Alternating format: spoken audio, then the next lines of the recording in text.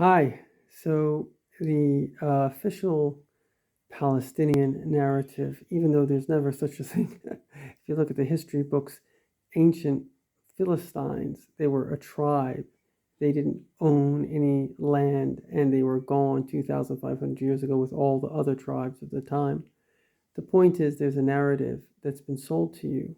And the narrative is that Jewish people came into Israel and somehow there was an existing population and they displaced that population. Where the truth of the matter is that the Arabs have been around for over, I don't know, for 4,000 years. And there's something called Islam, and Islam has been at war with every non Muslim entity for about 1,400 years.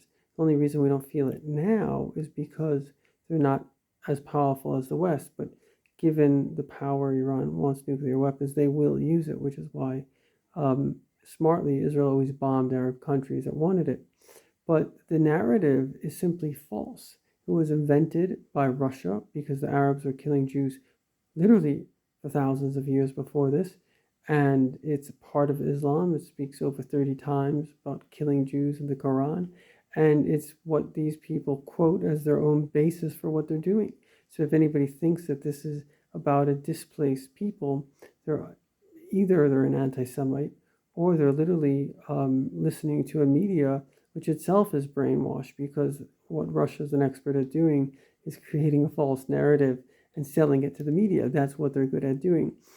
And the top spy that actually trained the top quote unquote Palestinian terrorist Arafat on this lie, he defected to the West. And you can read his book called Disinformation, where he said he trained him. Arafat himself was trained by the Nazis.